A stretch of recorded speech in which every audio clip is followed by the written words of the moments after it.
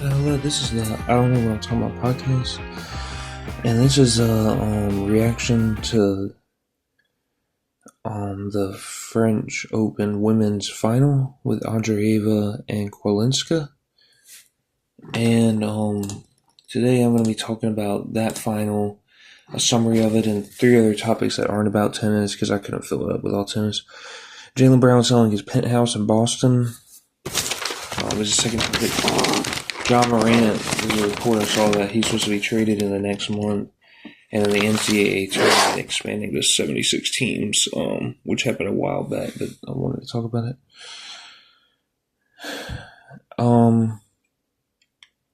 So they talk about the final first. It was close. The first four sets, everyone broke. Every single game, or the first four games, everyone broke. And it was 2-2. Then Kwalinska won another game, and I think she was serving. And then Andreeva won the next 9 games and made it 6-3, 5-2, 5-0. And Kwalinska ended up winning the next 2 sets after that to make it 5-2, and then it was 6-2 in the last set. Andreeva won. And, I really don't think Kwalinska is... Or I really don't think Andreeva is like a way better player than Kwalinska. In fact, honestly, if you close the roof, I think Kwalinska would be better. But Andreeva knows how to play in the wind, and she doesn't let it affect her as much as the other opponents, at least to me. I think that was the big thing. And, I saw it, or I think a lot of people saw it in the Kostyuk matchup. Andreeva was... dominating Kostyuk, and they put the roof up, and Kostyuk made it more of a game and moved around better and was in a better rhythm. But, Andreeva, just her placement in the wind is incredible. But at the same time, a lot of these players got to get better at playing in the wind, because just about every game could have wind, because just about every game in a major is outside. They only close it up for the rain. Or, I don't know if they close it up for strong winds, but... I don't know, both players were having trouble when they tossed the ball up. They were having to retoss it because of the wind. And, I think Andreeva just played better through the wind. Her power overwhelmed Kwalinska a little. Kwalinska has power at times, but overall she's not a powerful player. I think Andreeva's power got to her.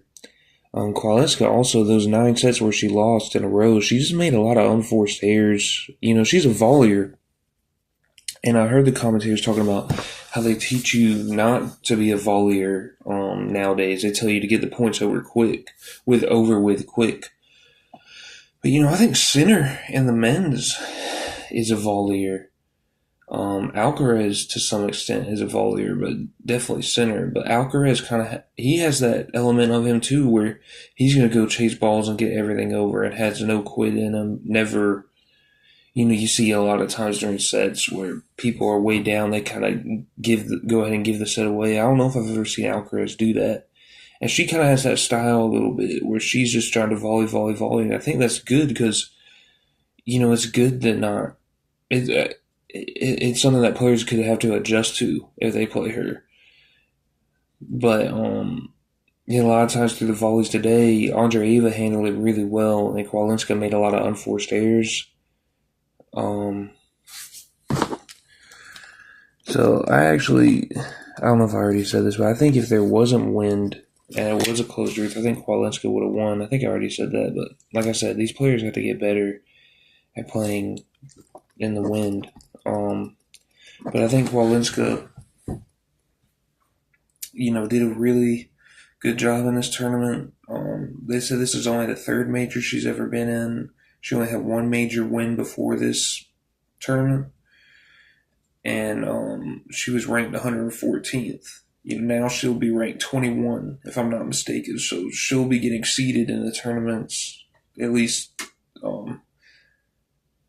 soon. I don't know if that comes into effect at Wimbledon, but as far as her being for sure in the tournament, unless they give her a wild card, I think they said. But soon she should be, made sure that she'll be in majors. because she'll be ranked so high. And congratulations to Andreeva, who is a great player and handles the outdoor elements better than maybe anybody. And it has a lot of power. It's gotten a lot bigger the past 2 years in a good sense. Like, good, strong weight, gotten taller. She was a kid on tour a few years ago. And, now she's a major champion, and congratulations to her. So I know that wasn't long, but I don't really have too much to say on the championship. I heard Jaylen Brown was selling his penthouse. I saw it as a title on Get Up. And I heard Charles Barkley talking about it, and he kind of went at the angle of Jaylen Brown wants out and why do players want out and stuff like that.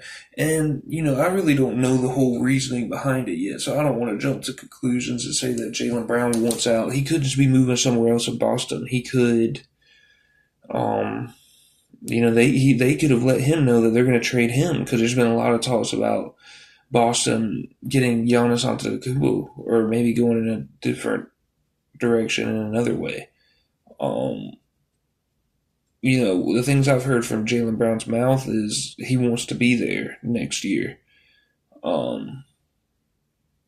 So, I'm a Celtics fan, and I hope that's true, that he wants to be there next year.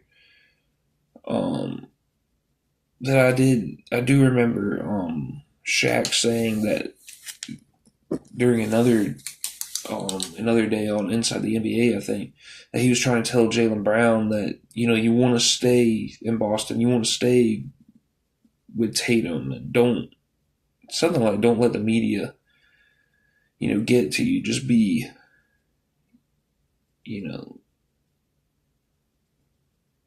or he might have been saying this on his podcast, but don't let the media get to you and try and basically split you up with Jason Tatum. And I know he said he always regrets, and I remember this is on a podcast he was with Penny Hardaway, which maybe that's where he said the first thing too, but he always regrets, leaving Penny and leaving Kobe, and he always wonders how many championships he could have got with both of them.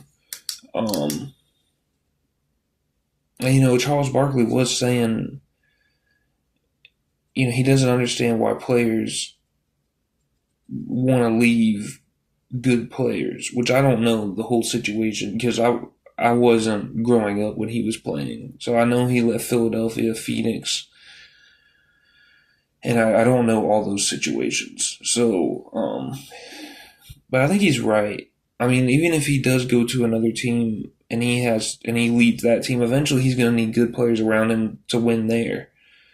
So even if you get your own team, you're going to have to get good players there, and there's going to be more talk about who's the one and who's the two, or 1A, 1B over there too. So I think he's right on that. I don't know the reasoning why Jaylen Brown sold his penthouse, but I will say, when Jaylen Brown got into that thing with Stephen A., after Jaylen Brown said this was his favorite year, and Stephen A. basically said you shouldn't do that.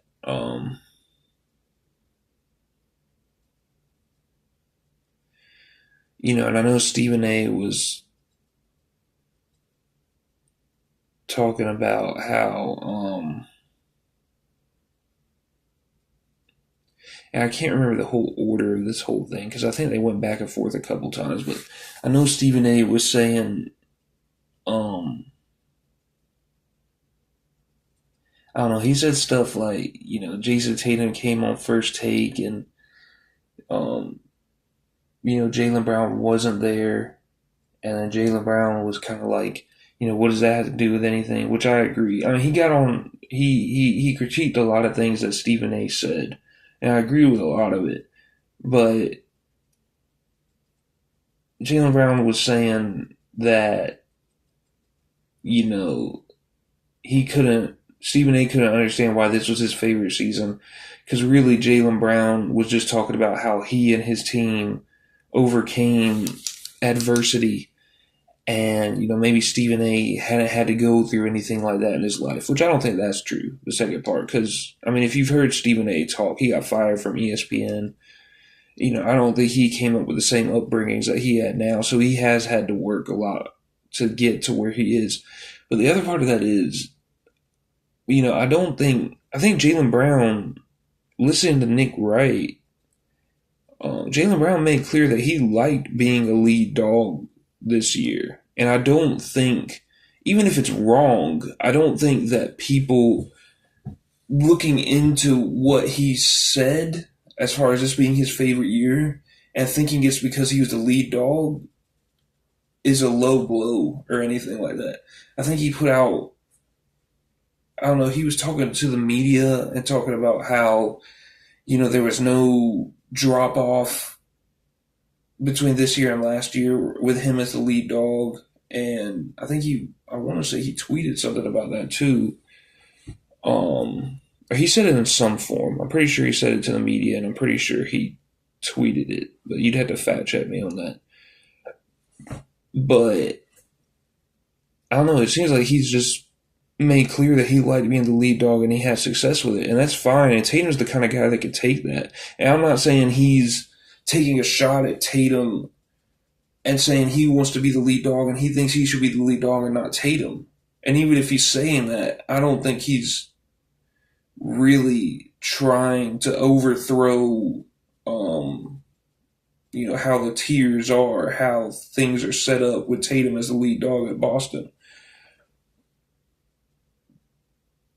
But I think it could be true that this was his favorite year because he got to be the lead dog for a lot of it. And, that's fine. I don't think Jaylen Brown should have came out and said that, honestly, because you got to understand how some things, are going to be perceived by the media. If you come out and say, this is your favorite year, and it was the year where your star player was down with an Achilles tear for most of the year, and y'all weren't as successful as y'all have been other years. Even if it is your favorite year, and it is for the reasons that you said, because y'all overcame adversity and y'all got the 2 seed and y'all were really supposed to be tanking. I think you gotta have more perception of how the outside's gonna look at that. So, to me, I think he did make clear that he liked being the lead dog this year, but I don't think that means he necessarily wants to leave, and I hope that's not the case. I hope he doesn't want to leave because I know Boston loves him, and I know he's been such an instrumental and main piece of their title run and this the success they've had almost since he and Tatum walked in the door. Made the conference finals and took LeBron to 7. Tatum's rookie year, Brown's second year. When Kyrie and Gordon Hayward went down. So I don't, I think he's kind of downplaying how, even if he did say it was his favorite year because of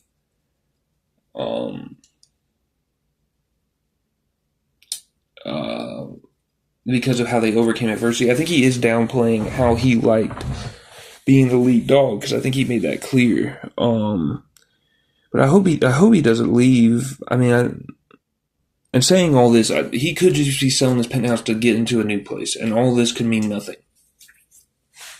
Like I said earlier, and I hope that's it. And I don't think he wants out because he said he didn't want out.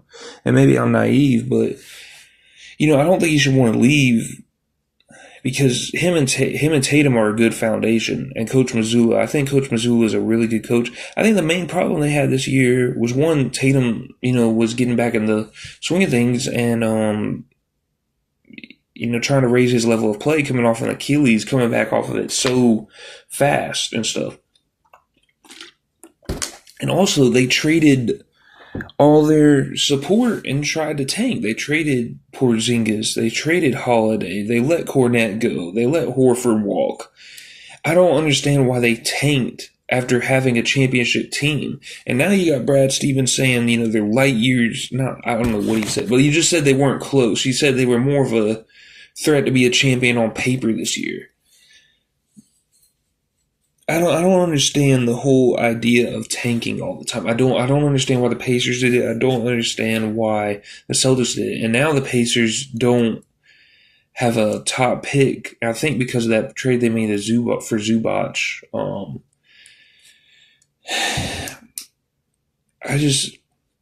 I hope this new stuff ends tanking because it's not smart. It's not even smart. Teams are self-destructing themselves. And I would say that Boston kind of retooled because they ended up going for it anyways more than tanking. But there was no reason to tank. I don't understand why you don't ride out with your team in the sunset. The Knicks came back on them, I think 3 of those 4 games last year from big deficits. They definitely could have won that series, and that's what the Knicks do. And the Knicks are super clutch, and the Knicks are tough. And if they played that Boston team again this year, I would pick the Knicks. But you can't act like Boston didn't have a legitimate chance to go win the championship again. It was time to blow it up because they lost a close series where their star player got hurt in Game 4, and they would have lost that series anyways. I think if Tatum didn't get hurt, because they would have lost that game. They were down enough, and then they would have lost the series. But I just don't I don't think they used to do this in the NBA. Just blow up at every single sign of adversity. Karl Malone stayed with Utah for years. Isaiah Thomas stayed with Detroit for years. Michael Jordan stayed with Chicago for years, and they all lost more than they won. So why are you blowing up at every single time it looks like you might be on your way down? I mean, just keep the same group together. That group's going to get better at playing together. Those individual players are going to get better at playing together. And I understand you have to let go of some people sometimes, because sometimes you can't pay people as much as they're worth on the open market because it's not, bluntly as valuable to you on your team as they are maybe somewhere else, or they're being perceived within the market. But you had a championship team. You want to draw that out as long as you can. Now, blow it up for what? Now you got a bunch of players who are in the middle of their prime, and you're trying to get young again at the same time. What are you really doing, honestly? Why don't you just keep fielding a team that could be good around Jaylen Brown and Jason Tatum? Why would you have blown it up for 1 year that Jason Tatum is hurt, and then you got to go get new players that are good again the next year? I know they didn't want to be in the second apron and all that, and I would have understood Porzingis. If it was just Porzingis, yeah, because Porzingis was having that weird illness, injury, whatever it was, and no one could figure it out, or at least that's what they were saying. And I understand if you just can't trust him to be on the floor, even though he was a huge part to that championship team.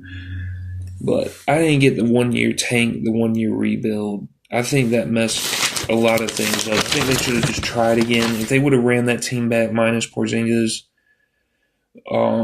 you kept Holiday, Horford, Cornette, I think you would have had a better team. And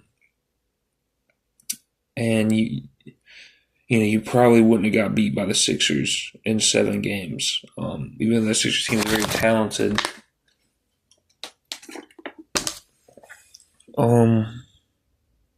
I don't know. And now you got your second best star.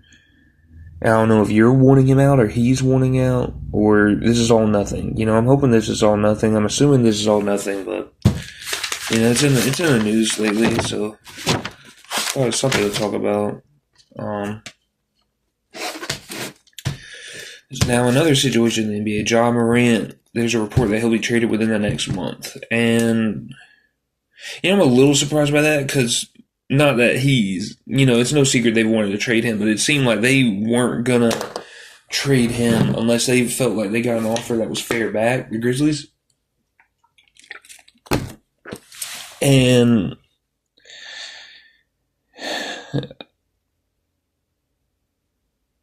you, it seems like they're getting to the point where they just want him out of there. And I think that's the right decision overall. I think with the gun stuff, um, and I don't know if it's all was true, but you had the incident in the mall where I want to say it was his mother was getting into something. They called him and his friends, and they came with guns. You have the incident um, at his house where his father would work out players, and someone that was a minor got into a altercation with Ja. Ja went and got the gun. You have the incident with um, Ja driving off, and I think one of his friends having a red light, which you would think is from a gun. I don't know if it was on an opposing player or someone affiliated with an opposing team or something, but you had that incident. And you have him pulling out the gun on live a couple times. And, Adam Silver's honestly gone really easy on him with those suspensions. And I think people are right when they talk about David Stern would have suspended him worse. I think a lot of things they say about Adam Silver, and Adam Silver really has ended up throwing down harsh penalties on stuff like uh,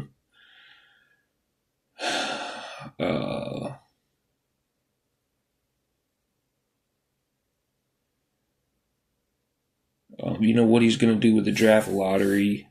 I think is going to be pretty harsh.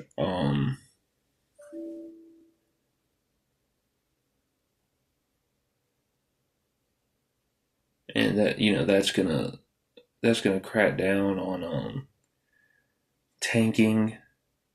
Um,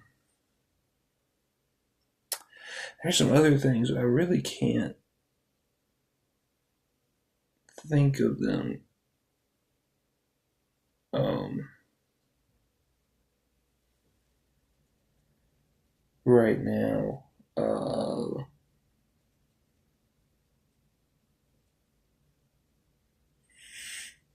I don't know. Um, but he's taken more action than people give him credit for, even though it looks bad right now. Because I can't really think of uh many examples, but he has cracked down on tanking in a way that I don't think most people are in support of, and it seems like he's being pretty harsh on it. He's made some other decisions that aren't against or that are against public opinion, and he's been firm in them, and they've worked out, like the play-in and the mid-season tournament. I didn't support either, but they both seem to have worked out. The second apron, even though there's probably going to be some changes to that, he wants more parity within the NBA, and he's kind of sticking to that. So I think he is a little tougher on things than people give him credit for, but he's been very loose with the Ja Morant thing. The suspensions weren't very long, and you would think with David Stern he would get some really lengthy suspensions. But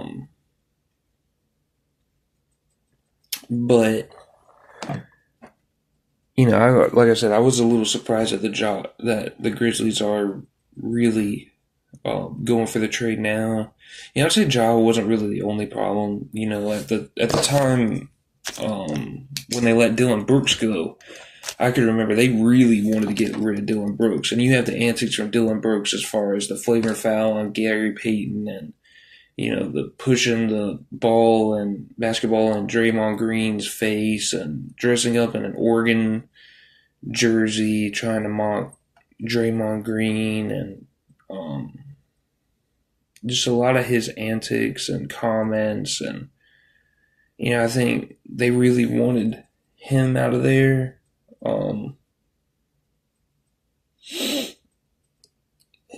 and you had people making comments all the time. Like stuff Ja would say at the presser wasn't always the greatest thing. Like when the Shannon Sharp thing happened, and they asked him about it, and he kind of sat there and thought about it and breathed, and then basically said, "Nah, I'm gonna let him live." There's just kind of a wild culture there. Jaren Jackson making comments about the Warriors that Clay took offense to when they won that championship, adding fuel to a championship team like the Warriors.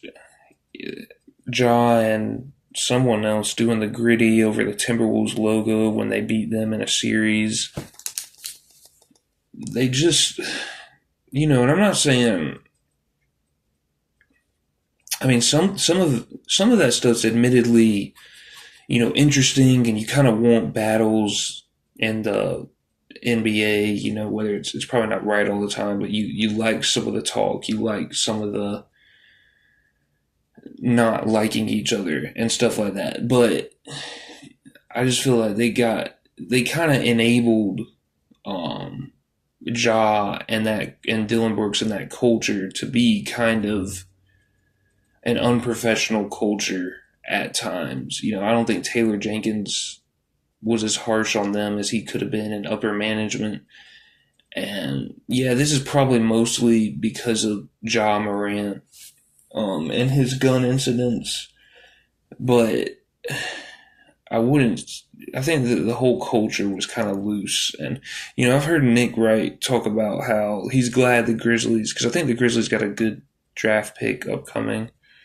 And he's glad they got a good pick because he's glad to see good organizations rewarded, and it's all Ja's fault.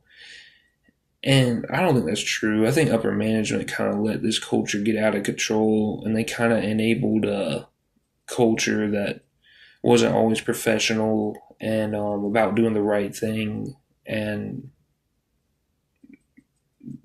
I think it came back to bite them. And maybe Ja wouldn't have felt he had the leash he had if this organization was ran better.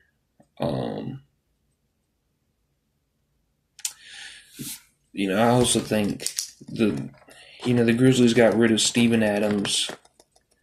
They got rid of Ja this past year, and I know after last year when they were the 7th seed, they said they stopped looking at themselves like they were close.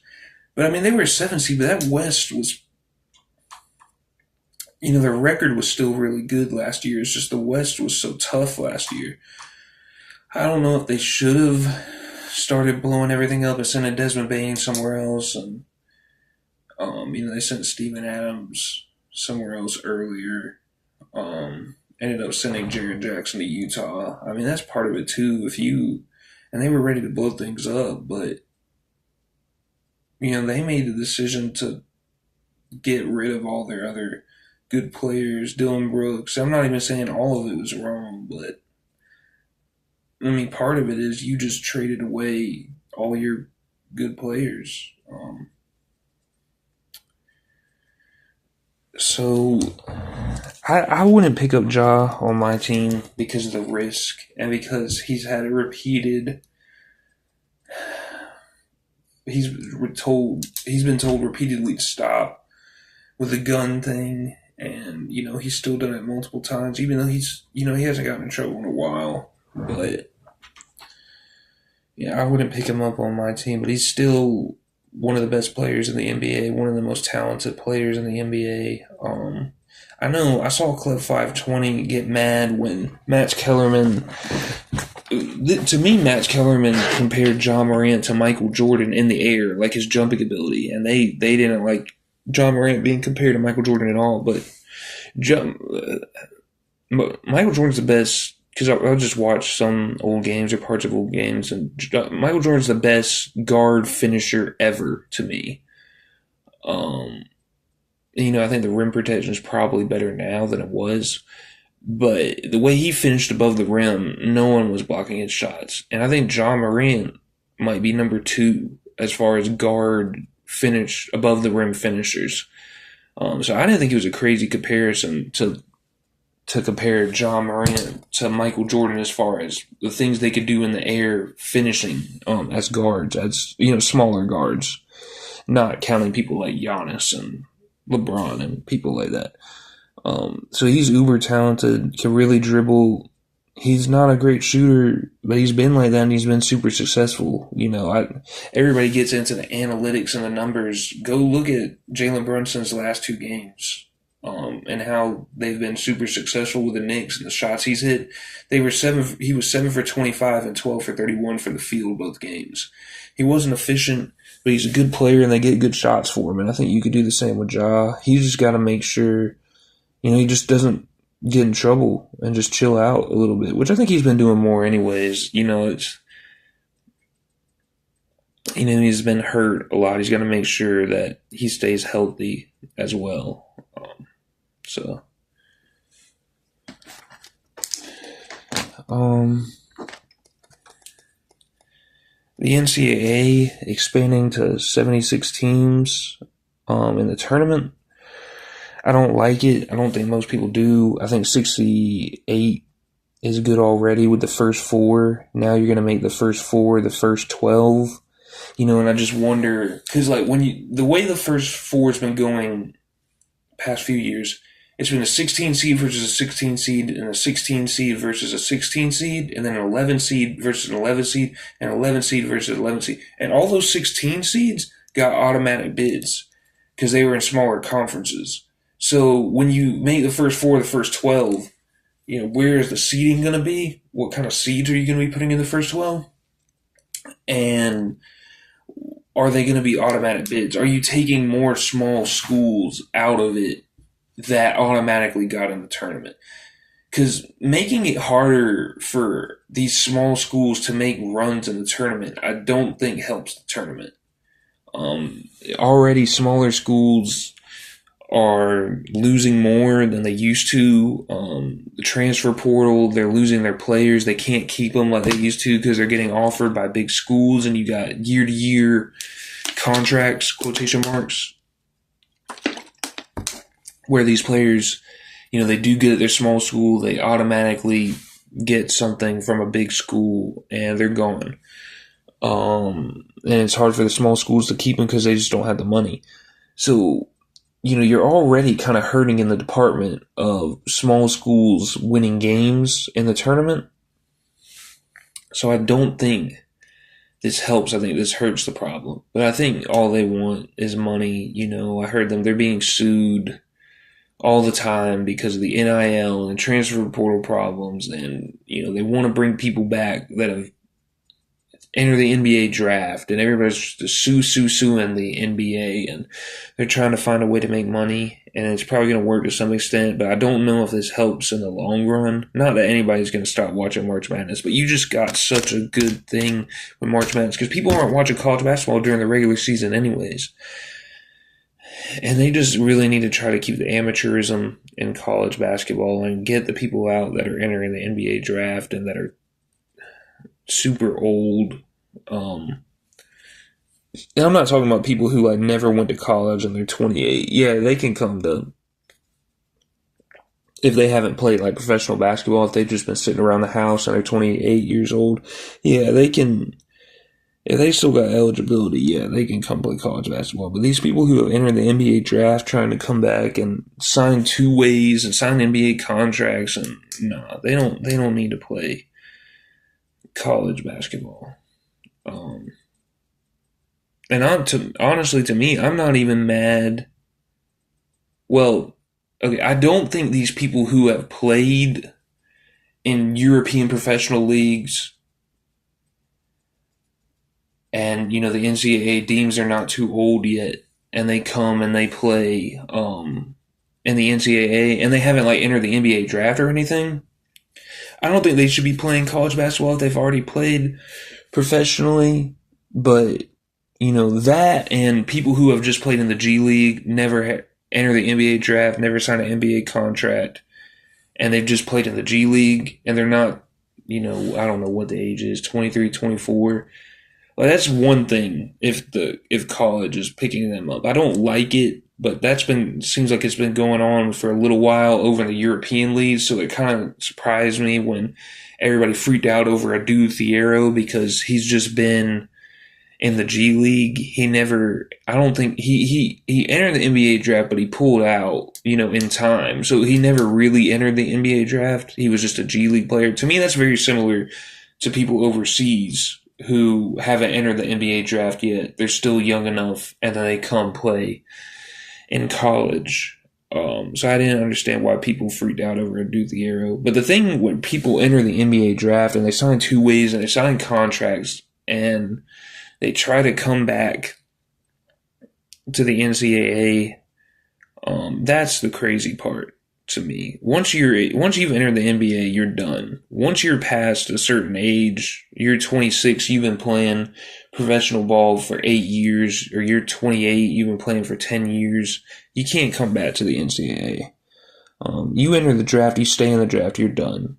So that part needs to get figured out. But anyways, going back to the tournament, I hope somehow this goes back to 68 teams, and I hope the small teams have a chance. Because I think, really looking at the teams, the tournament the past few years, I don't think it's like it's impossible for small teams to make a run. St. Peter just made the Elite Eight not that long ago. I think 2022 maybe. And he had some teams win some game this year, like High Point. I think they were a solid team. And I think there were teams in this tournament like Tennessee State and North Dakota State and Miami, Ohio, and Akron, and that just really got the wrong matchups. And in another year, they could win the tournament, So don't make it harder for these small schools to win, because you could still have Cinderella runs and teams make it a long way. And don't kill the amazing part of the tournament. So that's it. That's pretty much all I wanted to talk about in the I don't know what I'm talking about podcast. French Open Women's Championship Edition. I didn't talk much about tennis. Really didn't have much to say about it, but try to fill the podcast with other things. And I'll try to get out more podcasts. And thank you for everybody that's listening, and have a good one.